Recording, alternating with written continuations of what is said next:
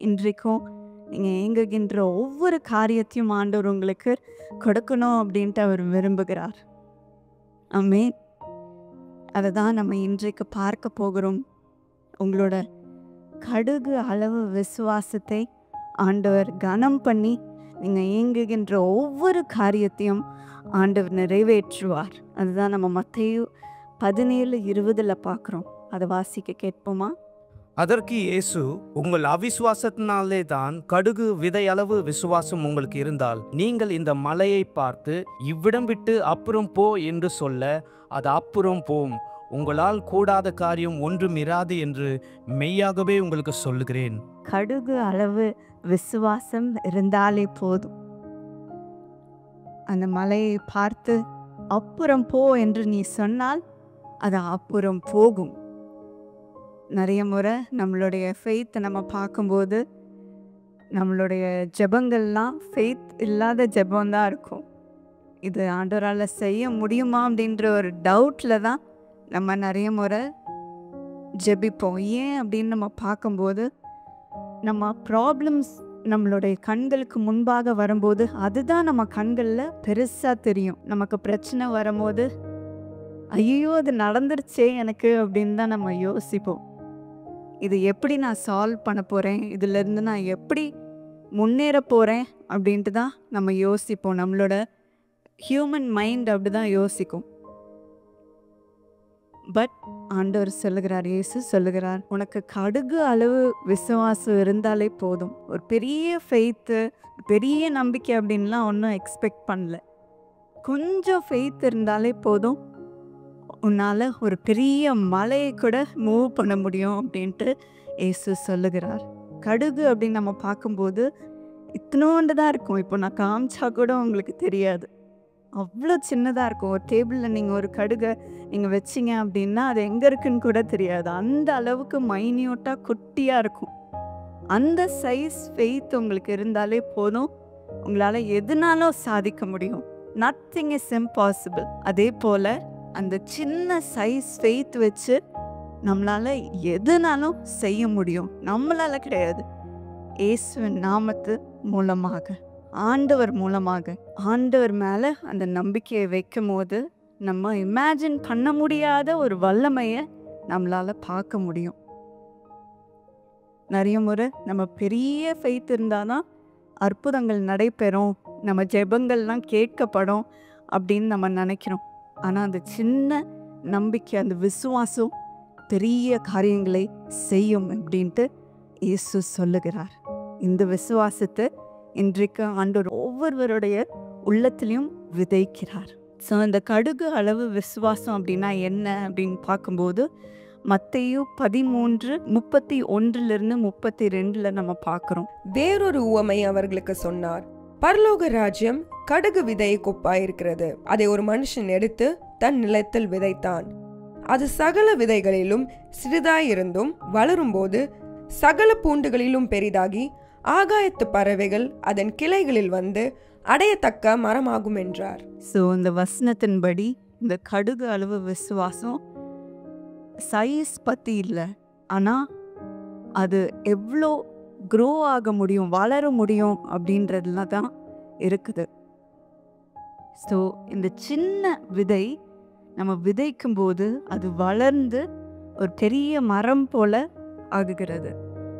அதில் பறவைகள்லாம் அடைக்கலம் பெறுமா, அந்த அளவுக்கு அது பெருசாக வளரும். ஸோ அதே போல் உங்களோட சின்ன விசுவாசம் உங்கள் வாழ்க்கையில் ஒரு சாட்சியாக மாறுகிறதுக்கு அது ஒரு விதையாக இருக்கிறது. அது எவ்வளோ பேரோட வாழ்க்கைக்கு ஒரு நம்பிக்கை கொடுக்கும் ஒரு டூலாக ஆண்டவர் வைக்க போகிறார். உங்களை ஒரு சாட்சியாக வைப்பார். இந்த விசுவாசத்தை உங்கள் வாழ்க்கையில் நீங்கள் ப்ராக்டிஸ் பண்ணும்போது அது வளர்ந்து வளர்ந்து வளர்ந்து மற்றவங்களுடைய லைஃப்பும் இம்பேக்ட் பண்ணும். ஸோ இதுதான் பில்லி கிராம் அவர்களுடைய வாழ்க்கையில் நடந்துச்சு. அவர் நிறைய பேர் ஆண்டவருடைய ரட்சிப்புக்குள் நடத்தினார். ஓவர் 200 மில்லியன் பீப்புளுக்கு அவர் ப்ரீச் பண்ணியிருக்கிறார். அது எல்லாமே அவருடைய தாழ்மையான அம்மாவுடைய ஜெபங்கள் மூலமாக நடந்துச்சு. அவங்க ஒரு சின்ன ஃபார்ம்லனா அவங்க வளர்ந்து வந்தாங்க சின்ன வயசில். அவங்க அம்மா ஒரு ப்ரீச்சர் கிடையாது, அவங்க ஒரு மிஷனரி கிடையாது, ஒரு பெரிய இன்ஃப்ளூயன்ஸ் உள்ள பர்சன் கிடையாது. ஆனால் அவங்க ஒரு வெரி சிம்பிள் காட் ஃபியரிங், கர்த்தருக்கு பயந்திருக்கிற ஒரு பெண்ணாக இருந்தாங்க. அவங்களுடைய பிள்ளைங்களுக்கு ஒவ்வொரு நாளும் ஜெபிப்பாங்களாம். அவங்களுடைய கட்டிலுக்கு பக்கத்தில் அவங்க முழங்கால் படியிட்டு அவங்க ஜெபிப்பாங்களாம். ஆண்டவர் அவர்களை ஆண்டவருடைய ராஜ்யத்துக்குள்ளே கொண்டு வரணும், அவர்களை பயன்படுத்தணும் அப்படின்ட்டு ஒவ்வொரு நாளும் ஜெபிப்பாங்களாம். அவங்களுடைய விசுவாசம் சின்னதாக இருந்தாலும் அவங்க இந்த ப்ரேயரை கண்டினியூஸாக ப்ரேயர் பண்ணிகிட்டே இருந்தாங்களாம். அதை பார்க்கும் பொழுது பில்லி கிராம் இன்ஸ்பயர் ஆகி அவர் வளரும்போது அந்த ப்ரேயர்ஸை நினைத்து கொண்டே இருப்பார். ஆண்டவருக்குள் இன்னும் வளர்ந்து இப்போ நம்ம கேட்கறது போல ஒரு பெரிய எவாஞ்சலிஸ்டாக வந்து நிறைய பேரை ஆண்டவருக்குள்ள ரட்சிப்புக்குள் நடத்தினார். நிறைய பேர் அவங்களோட பாவங்கள்லாம் விட்டு விட்டு ஆண்டவருக்குள் வந்தார்கள். அந்த சின்ன ப்ரேயர்னால ஒரு மகனை ஆண்டவருக்கு ஊழியம் செய்யும்படி வளர்த்து அவர் எத்தனை பேரோட லைஃப்பை இம்பேக்ட் பண்ணியிருக்கிறாரு. அதே போல தான் என்னோட பாட்டி ஸ்டெல்லா தினகரன் அவங்களும் எங்களோட அப்பாவுக்காக ஜெபிச்சாங்க. என் அப்பா 18 இயர்ஸ் இருக்கும் போது அவங்க ஃப்ரெண்ட்ஸோட இன்ஃப்ளூயன்ஸ்னால நிறைய பாவ பழக்கங்களுக்குள்ளே இருந்தாங்க, ஆண்டவரை விட்டு தூரமாக இருந்தாங்க. அந்த நேரத்தில் என்னோட பாட்டி ஒவ்வொரு டியூஸ்டேயும் என்னோட அப்பாவுக்காக தினமும் ஜெபிப்பாங்க. ஃபாஸ்ட் பண்ணி ஜோம் பண்ணுவாங்க, அவங்க ரட்சிக்கப்படணும் அப்படின்ட்டு ஜோம் பண்ணுவாங்க. ஒரே வருஷத்தில் ஆண்டவர் அவர்களை ரட்சித்து அவர்களை பரிசுத்த ஆவியினால் நிரப்பி ஒரு ஊழியக்காரனாக ஆண்டவர் மாற்றினார். இப்போது நீங்கள் பார்க்குறீங்க எப்படி ஆண்டவர் அவர்களை வல்லமையாக பயன்படுத்தி கொண்டு இருக்கிறார் அப்படின்னு நீங்கள் பார்க்குறீங்க. அதே ஆசீர்வாதங்களும் எங்களுடைய வாழ்க்கையில் கண்டினியூ ஆகுது. அவங்களுடைய ஜெபங்கள் அது மட்டும் இல்லாமல் என்னோட அம்மாவோட அம்மா ரமோலா பாட்டி அவங்களுடைய ப்ரேயர்ஸ், அவங்க பிள்ளைங்களுக்கு 4 பேருக்கும் தினமும் ஜெபிப்பாங்களாம். என்னோட 4 பிள்ளைங்கள ஒருத்தராச்சு ஆண்டவருடைய ஊழியத்தை செய்யணும் அப்படின்ட்டு அவங்க ஜெபம் பண்ணுவாங்களாம். அந்த டைம் அவங்க 4 பிள்ளைங்களுக்கும் கல்யாணம் ஆகலை. ஸோ அதுக்கு எந்த ஆதாரமும் இல்லை. அவங்க பாளையங்கோட்டையில் ஒரு சின்ன ஊரில் தான் இருந்தாங்க. அந்த சின்ன ஊரில் அந்த இடத்துல ஒரு மூலையில் அவங்க செய்த ஜெபத்தை ஆண்டவர் கேட்டார். அந்த நம்பிக்கையை ஆண்டவர் பார்த்தார். கண்ணு முன்னாடி எந்த ஆதாரமும் இல்லை, யாருக்கும் கல்யாணம் ஆகலை, எங்கே போகிறாங்க, என்ன செய்ய போகிறாங்க அவங்க பிள்ளைங்க அப்படின்ட்டு அவங்களுக்கு தெரியாது. ஆனாலும் அந்த சின்ன விசுவாசத்தின் நிமித்தமாக அவங்க எந்த ப்ரேயரை பண்ணாங்க. இப்பொழுது என்னோட அம்மாவை ஆண்டவர் தெரிந்து கொண்டு என்னோட அப்பாவோட இணைத்து குடும்பமாக ஊழியம் செய்துட்ருக்காங்க.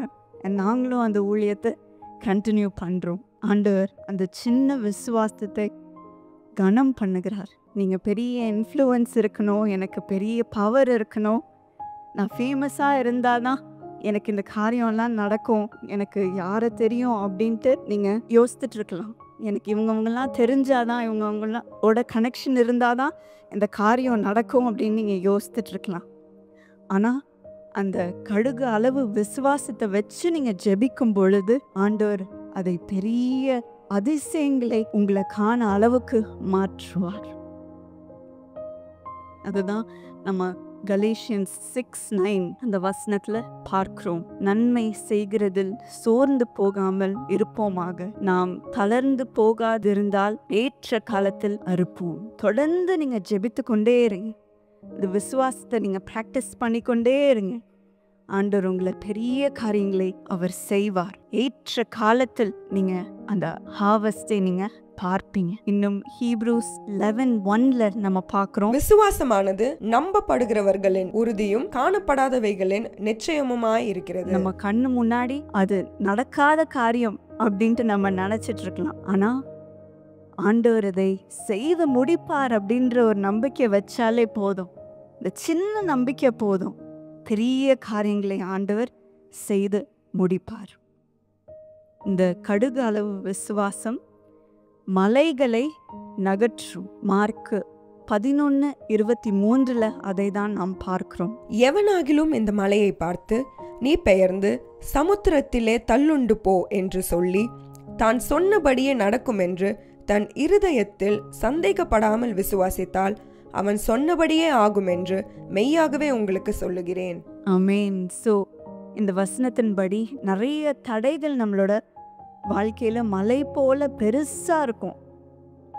மேபி அது வியாதியாக இருக்கலாம், பண கஷ்டமாக இருக்கலாம், உடைந்த உறவுகளாக இருக்கலாம், பயங்களாக இருக்கலாம். நம்மளால் அதை எதுவுமே செய்ய முடியாது, அது அதே இடத்துல தான் நிற்கும் அப்படின்ட்டு நம்ம நினச்சி கொண்டு இருக்கலாம். ஆனால் அதை பார்த்து நீ அங்கே நகன்று போ, சமுத்திரத்தில் போய் விழு அப்படின்னு நீ சொல்லும் போது ஆண்டவர் அதை செய்து முடிப்பார். சந்தேகப்படாமல் நீ சொல்லும் பொழுது ஆண்டவர் அதை செய்வார். இன்றைக்கு நம்மளுடைய ப்ராப்ளம்ஸ் பார்த்து ஐயோ நம்ம தான் காலி அப்படின்னு நம்ம நினச்சிட்டு இருப்போம். நம்ம வாழ்க்கை முடிஞ்சிருச்சு அப்படின்னு நினைப்போம். இனிமே அவ்வளோதான், நான் ஒரு ஃபெயிலியர், நான் இதிலேருந்து கடந்து வர மாட்டேன், என்னோட உறவினர்கள் முன்னாடி நான் வெட்கப்படணும் அப்படின்னு தான் நம்ம நினச்சிட்டு இருப்போம். ஆனால் ஆண்டவர் நம்மளுடைய பிரச்சனைகளை பார்த்து நீ அகன்று போ அப்படின்ட்டு சொல்லணும் அப்படின்னு சொல்லுகிறார்.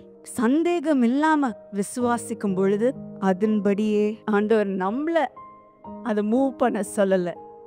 இயேசுவின் நாமத்துல நம்ம விசுவாசிக்கும் பொழுது அவரே அதை அகற்றி போடுவார். நம்ம கையில எந்த பவரும் இல்லை, நம்ம கையில விசுவாசம் மட்டும்தான் இருக்குது. அவர் மேல விசுவாசிக்கும் பொழுது அவர் அதை நமக்கு செய்வார். நம்ம அதுதான் தாவீதும் கோலியாத்தோடைய வாழ்க்கையில பார்க்குறோம். தாவீதோடைய நம்பிக்கை அந்த கோலியாத்துக்கு முன்பாக சின்னதாக இருந்திருக்கலாம். எல்லாரும் அவனை பார்த்து கேலி பண்ணிட்டு இருக்கலாம். நீ இவ்வளோ குட்டியாக இருக்கிறார், இவ்வளோ பெரிய மனுஷன் முன்னாடி நின்று நீ சண்டை போட போறியா அப்படின்ட்டு மற்றவங்களாம் சொல்லிட்டு இருந்திருக்கலாம். ஆனால் அதெல்லாமே கேட்காம அவன் விசுவாசத்தை மட்டும்தான் பிடிச்சிட்டு போனான். அவன் கையில் எந்த ஆயுதமும் இல்லை. அந்த விசுவாசத்தை எடுத்துகிட்டு போகும்போது ஆண்டவர் அவர் யாரு அப்படின்ட்டு தாவீது மூலமாக ப்ரூவ் பண்ணார். அவர் எவ்வளோ பெரிய தெய்வன் அப்படின்ட்டு ப்ரூவ் பண்ணார்.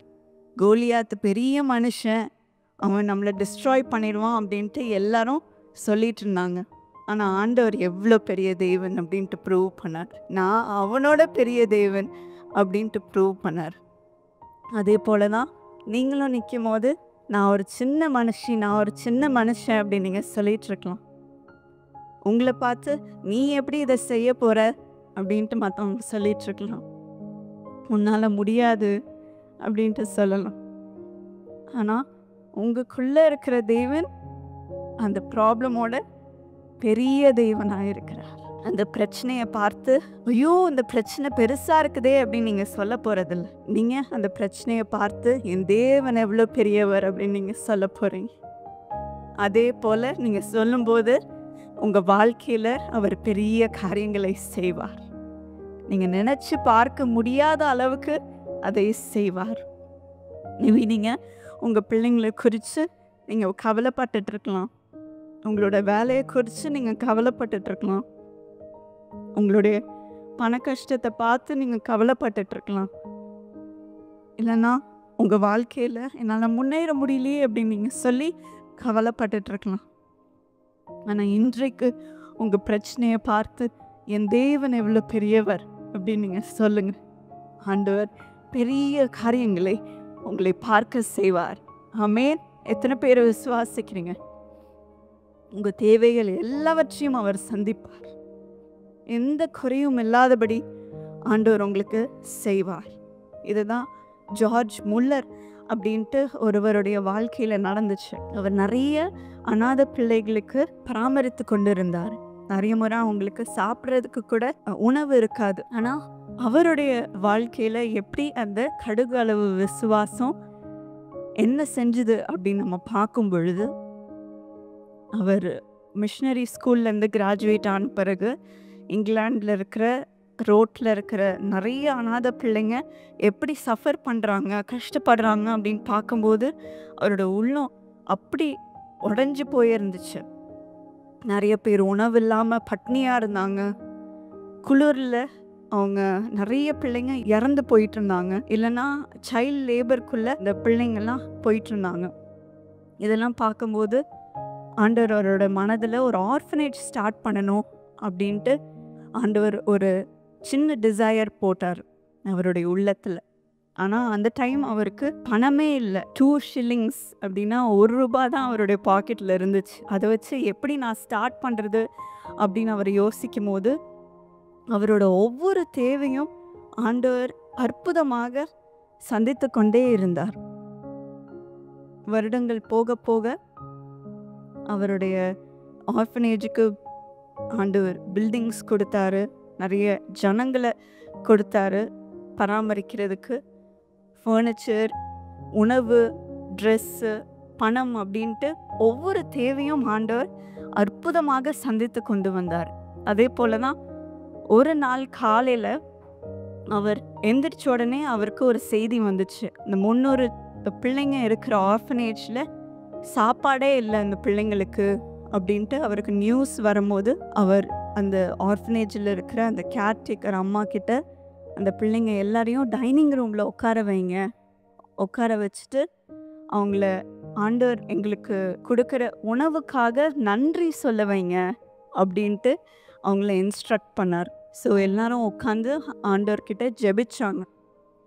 ஆண்டவர் எங்களுக்காக உணவை ஆயத்தம் பண்ணி வைத்திருக்கிறார், அதை எங்களுக்கு தரப்போகிறார், அதற்கு நன்றி அப்படின்ட்டு ஒவ்வொரு பிள்ளையும் ஜெபிக்க ஆரம்பிச்சாங்க. சில நிமிடங்கள் கழிச்சு ஒரு பேக்கர் வந்து அந்த ஆர்ஃபனேஜோட கதவை தட்டினார். அவர் கதவை தட்டி, மிஸ்டர் முல்லர், நேற்று ராத்திரி என்னால் தூங்கவே முடியல, ஏதோ எங்குள்ள உங்களுக்கு இன்றைக்கு ரொட்டி செஞ்சு கொடுக்கணும் அப்படின்ட்டு எனக்கு உறுத்திட்டே இருக்குது, அதனால இன்னைக்கு காலையில் நான் எந்திரிச்ச உடனே 3 பேட்ச் பிரெட் உங்களுக்காக பேக் பண்ணி எடுத்துகிட்டு வந்திருக்கிறேன் அப்படின்ட்டு சொல்லி அவர் உள்ளே எடுத்துகிட்டு வந்தார். அப்புறம் கொஞ்ச நேரம் கழித்து அவரோட கதவில் இன்னொரு நாக் கேட்டுச்சு. ஓப்பன் பண்ணால் ஒரு பால்காரர் வந்து சொல்கிறாரு, என்னோட காட் இங்கே தான் உடஞ்சி போயிருக்குது, நான் ரொம்ப நேரம் விட்டேன்னா இந்த மில்க் எல்லாமே ஸ்பாயில் ஆயிரும், ஸோ இந்த ஃப்ரீ மில்க் உங்களுடைய பிள்ளைங்களுக்கு கொடுங்க அப்படின்ட்டு அந்த பாலை எடுத்துகிட்டு வந்து அந்த பிள்ளைங்களுக்கு கொடுத்தார். அற்புதமாக ஆண்டவர் அதே போல் ரொட்டியும் பாலும் அந்த பிள்ளைங்களுக்கு கரெக்டான அமௌண்ட்டுக்கு கிடச்சிது, எல்லாரும் சாப்பிடும் அளவுக்கு கிடச்சிது. அதே போல் அற்புதமாக ஒவ்வொரு காரியத்துக்கும் ஜார்ஜ் முல்லருக்கு ஆண்டவர் ப்ரொவைட் பண்ணிகிட்டே இருந்தார், அவருக்கு கொடுத்துட்டே இருந்தார். இந்த பிள்ளைங்களை பராமரிக்கிறதுக்கு அவர் ஒரு நாளும் அவர் யோசித்ததே கிடையாது. அந்த ஆர்ஃபனேஜஸ் வளர வளர ஆண்டவர் அவர்களுக்கு இந்த குளிரின் மத்தியில் ஹீட் கொடுத்தாரு, மருந்து கொடுத்தாரு, வார்ம் க்ளோத்ஸ், நல்ல ட்ரெஸ் கொடுத்தாரு, இன்னும் உணவு கொடுத்தாரு. 1,00,000 பிள்ளைங்களை பராமரிக்கிறதுக்கு ஆண்டவர் உதவி செய்தார். நிறைய பேர் அவருடைய வாழ்க்கையை பார்க்கும் போது ஜார்ஜ் முல்லருக்கு ஹெவனுக்கு டைரக்ட் லேண்ட்லைன் கனெக்ஷன் இருந்துச்சு அப்படின்னு சொல்லுவாங்க. அந்த மாதிரி ஆண்டவர் அவரை அற்புதமாக பராமரிச்சார். இதே போல் ஆண்டவர் மேலே வச்சிருக்கிற விசுவாசம் அவருக்குள்ள மற்றவங்க பார்க்க முடிஞ்சது. எல்லாரும் கஷ்டப்படுற காலத்தில் அவரை பார்த்து சிரிச்சிருப்பாங்க, கேலி பண்ணியிருப்பாங்க. ஆனால் அவர் ஆண்டவர் மேலே வச்சிருக்கிற விசுவாசத்தின் நிமித்தம் ஆண்டவர் அவரை கைவிடவே இல்லை.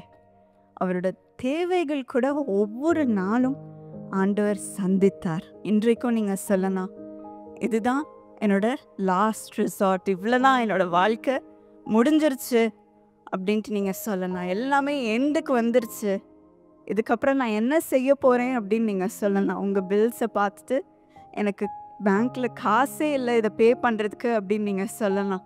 இல்லைனா என் வேலை போயிடுச்சு, இதுக்கப்புறம் நான் என்னோடய ஃபேமிலி எப்படி பார்த்துப்பேன் அப்படின்னு நீங்கள் சொல்லலாம். இல்லைனா ஒரு பிரச்சனை வந்துருச்சு, என் வாழ்க்கை முடிஞ்சிருச்சு அப்படின்னு நீங்கள் சொல்லி நீங்கள் அழுது கொண்டு இருக்கலாம். ஆனால் நம்ம கையில் ஒன்றுமே இல்லாத சமயத்தில் தான் இந்த கடுகு அளவு விசுவாசம் பெஸ்ட்டாக ஒர்க் பண்ணும். ஆண்டவர் மேலே நீங்கள் விசுவாசம் வைக்கும் போது, அந்த முடியாது அப்படின்ற சமயத்தில் நீங்கள் வைக்கும் போது அவர் பெரிய காரியத்தை செய்து உங்களுக்கு எல்லாவற்றையும் செய்து முடிப்பார். எங்கள் ஜீசஸ் கால் செல்ஃபோன் ப்ரேயர்ட்டு அவருக்கு கால் பண்ணுறவங்க எல்லாம் அந்த சூழ்நிலையிலலாம் கால் பண்ணுவாங்க. எல்லாம் முடிஞ்சிருச்சு, என்னோடய அப்பாவை ஐசியூவில் அட்மிட் பண்ண போகிறோம், ஹாஸ்பிட்டலுக்கு எடுத்துகிட்டு போகிறோம், ஆக்சிடெண்ட்டில் இருக்காங்க, அவ்வளோதான் என் வாழ்க்கை முடிஞ்சிருச்சு அப்படின்னு டாக்டர்ஸ் சொல்லிட்டாங்க அப்படின்ற சூழ்நிலையில் கால் பண்ணுவாங்க. என்னால் எனக்காகவே ஜெபிக்க முடியல, என்னோடய ஃபேமிலிக்காக ஜெபிக்க முடியல, அவ்வளோ கஷ்டமாக இருக்குது அப்படின்னு சொல்கிற சூழ்நிலையில் தான் கால் பண்ணுவாங்க. அந்த நேரத்தில் அந்த விசுவாசத்தை ஆண்டவர் பார்த்து அவர்களுக்கு அற்புதங்களை ஆண்டவர் ஒவ்வொரு முறையும் செய்து கொண்டு வருகிறார். எத்தனை பேரோட உயிரை ஆண்டவர் காப்பாற்றி இருக்கிறார், அவர்களை சாட்சியாக நிறுத்தி வைத்திருக்கிறார். அதே போல தான் நீங்கள் ஆண்டவரில் இந்த சமயத்திலையும் பிடிச்சு கொள்ளும்போது, சின்ன விசுவாசம்தான் இருக்குது சுவாமி, என்னால் முடியல அப்படின்னு நீங்கள் சொல்லும்போது ஆண்டவர் எல்லாவற்றையும் பார்த்து கொள்வார், உங்களுக்காக எல்லாவற்றையும் செய்து முடிப்பார்.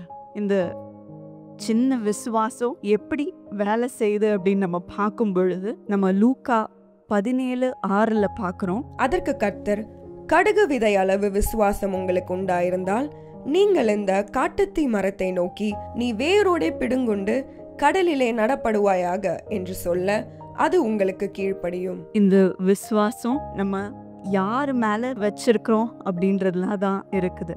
நம்ம நிறைய முறை நம்மளுடைய சுயத்தில் நம்ம விசுவாசிக்கும் பொழுது எதுவுமே நம்மளால் செய்ய முடியாது. நம்ம எல்லா லாஜிஸ்டிக்ஸ் தான் யோசிப்போம்.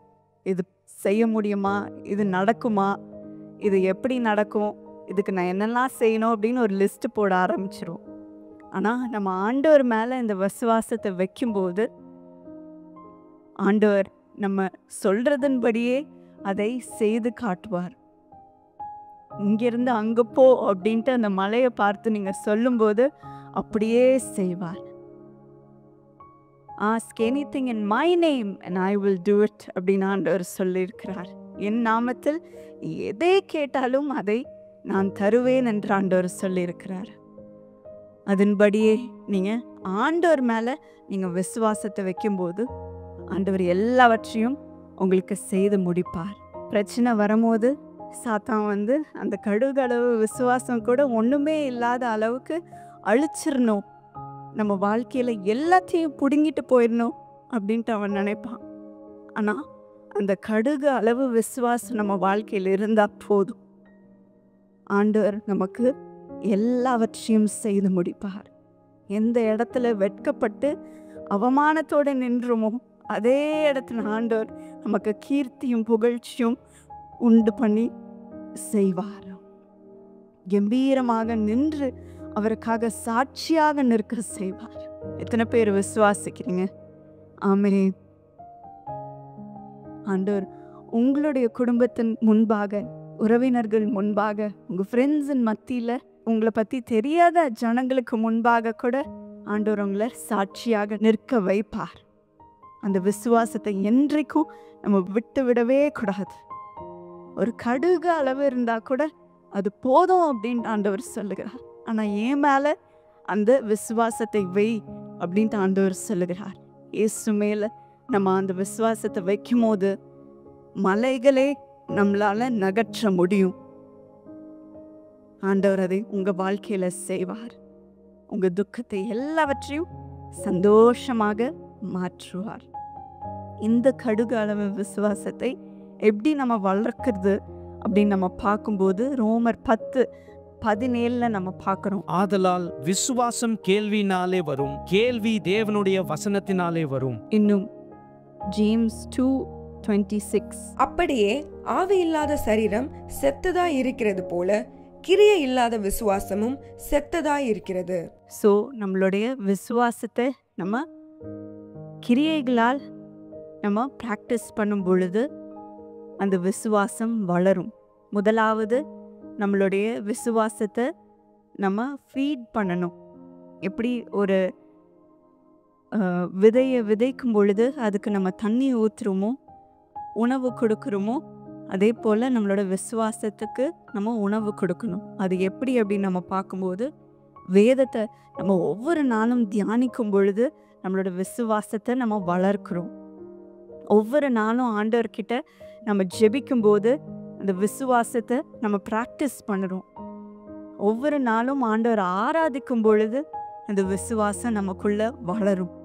ஆண்டவர் இது மூலமாக ஒவ்வொரு நாளும் நம்ம கூட பேசுவார். நம்மளோட வாழ்க்கையின் சூழ்நிலையை ஃபேஸ் பண்ணுறதுக்கு ஆண்டவர் கற்று தருவார். இதை செய், இப்படி உன் வாழ்க்கையில் செய் அப்படின்ட்டு ஒவ்வொரு நாளும் அவர் இந்த வார்த்தை மூலமாக நமக்கு கற்று தருவார். இரண்டாவது, எக்ஸசைஸ் யோர் ஃபெய்த். நம்ம அவருடைய வார்த்தையின்படி நம்ம வாழ்க்கையை நடத்தும் பொழுது, அவருக்கு கீழ்ப்படிந்து நடத்தும் பொழுது நம்மளோட விசுவாசத்தை நம்ம எக்ஸசைஸ் பண்ணுறோம். நம்ம அதை வெளிப்படுத்துகிறோம். ஆண்டவர் மேலே நம்ம நம்பிக்கை வச்சிருக்கிறோம் அப்படின்னு நம்ம ப்ரூவ் பண்ணுறோம். ஆண்டவர் சொல்கிற காரியம் நம்ம செய்யும் பொழுது, என்னதான் கஷ்டமாக இருந்தாலும், என்னதான் இக்கட்டு சூழ்நிலையில் அவரை நம்பி அவர் சொல்கிறத செய்கிறது கஷ்டமாக இருந்தாலும், அதை நம்ம செய்யும் பொழுது ஆண்டவர் மேலே ஃபுல் ஃபெய்த், ஃபுல் நம்பிக்கை வச்சுருக்கிறோம் அப்படின்னு நம்ம ப்ரூவ் பண்ணுறோம்.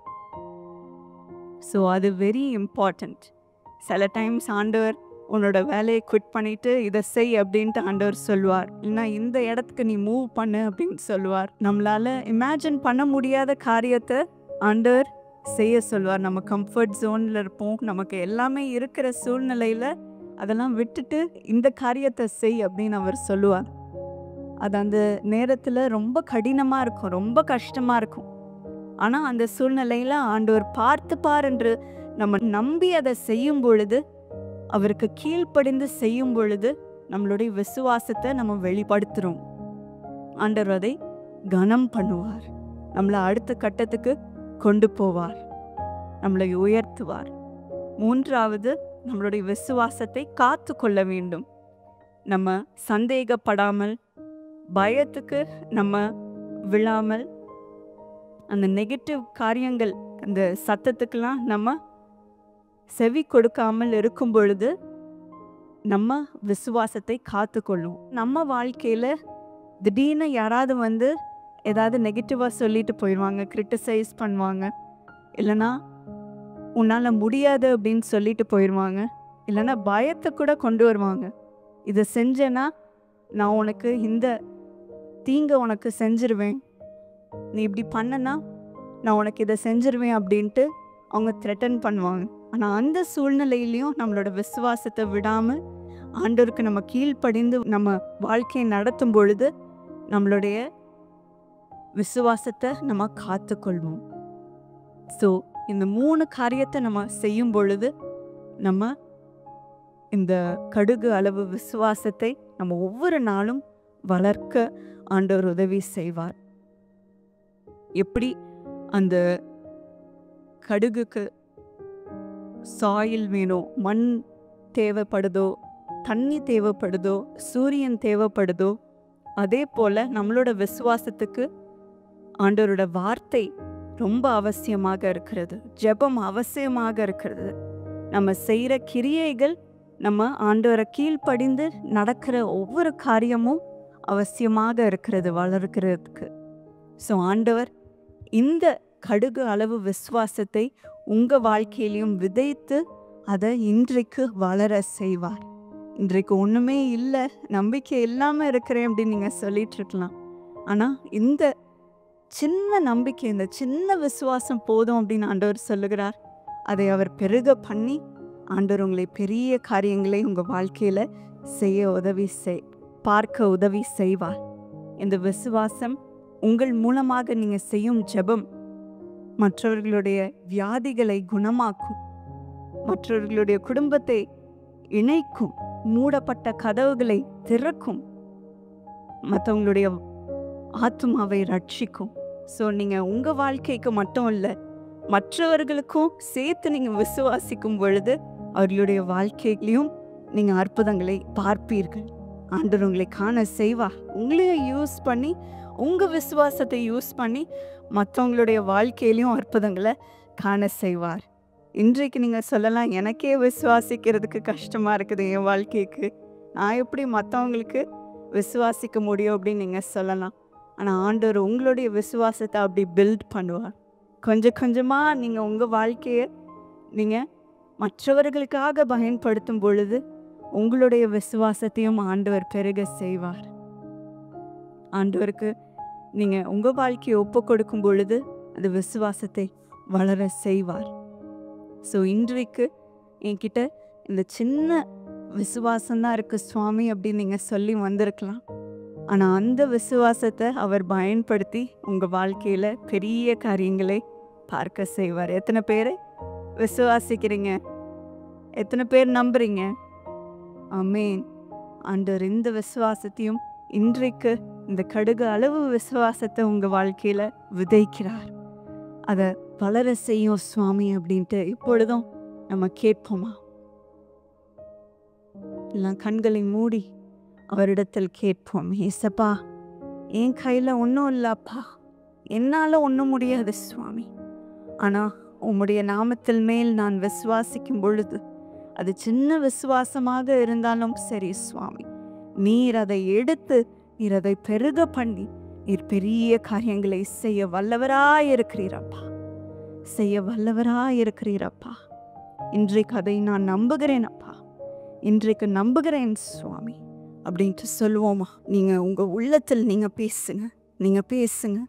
ஆண்டவர் உங்களுடைய மனதில் இருக்கிற ஒவ்வொரு காரியத்தையும் பார்க்கிறார். அவர் இன்றைக்கு ஒரு அற்புதத்தை செய்வார். உங்களை பெரிய காரியங்களை செய்ய அவர் உதவி செய்வார்.